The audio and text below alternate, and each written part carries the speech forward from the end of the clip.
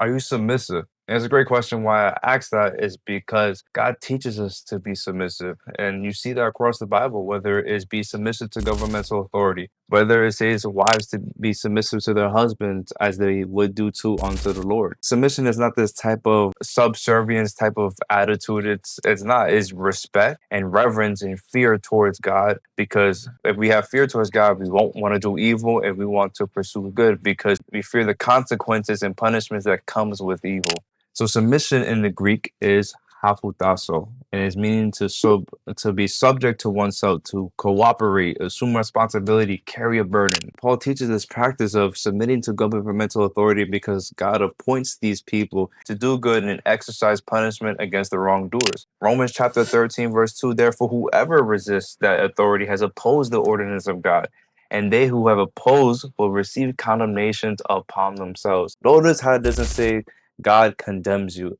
Notice that we do it to ourselves. We must take accountability for our actions because it's like if we disobey the governmental authority, it's like we're disobeying God because God put them there for a reason. God teaches us to be submissive, to trust in Him, to be obedient. We can't have this rebellious heart. I remember growing up when I was young, and I would try to get away with things. I was very disobedient with my parents, try to cover up things, whether it was staying out late and lying to my mom that I was in this place when I was somewhere else. And I was kind of trying to stretch the truth, even though it was a lie to begin with. Basically, doing was being disobedient to my own parents, breaking that commandment, and suppressing the truth in unrighteousness. I had a rebellious heart. That is wrong. God doesn't teach us to do that. Even though we may not understand something that God tells us to do or our parents tells us to do, we must be obedient, have the faith and respect and reverence to trust in God ultimately because He is righteous and it's for our benefit so we don't have to face the repercussions of our wrongdoings. That's why God teaches us to be obedient to the government. And you see everywhere in the news that you see people disobeying the government, whether it's the police, where the police just try to do their job simply, and you have someone trying to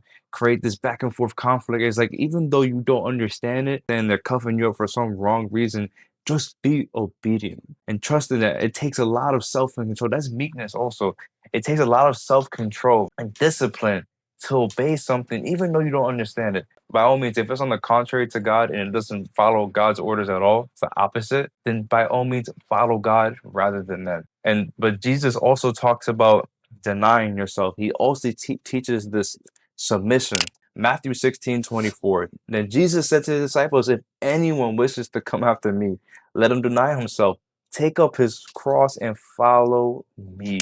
It's not saying that, oh, let him think for himself, know what's good and have the discernment.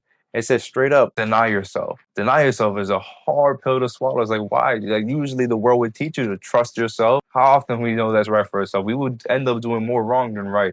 If there was no rules in this world, it'll be complete chaos and be destruction and anarchy. Despite the fall of the world and the sinful world, there is some type of structure with governmental authority. We follow the law. Why? It's simple. It is good and it's righteous. And we must be holy like the Lord our God, because He is holy. Your heart shouldn't be rebellious nor prideful, but it should walk in humility and obedience and complete trust and awe of God and having reverence, this respect for God.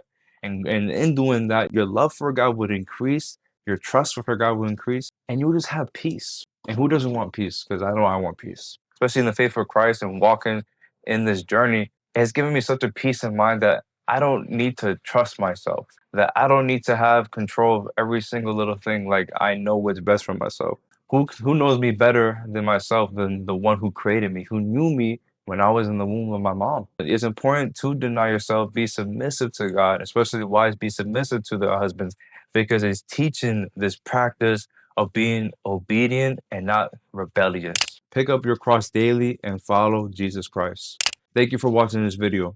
If you're new in here for the first time, drop a comment, spam the like button, subscribe, push the notification bell that you see. Follow all the social media accounts in the link down below in the description and watch one of these videos that YouTube believes that you're going to like. As for that, I'll see you guys in the next one. Peace.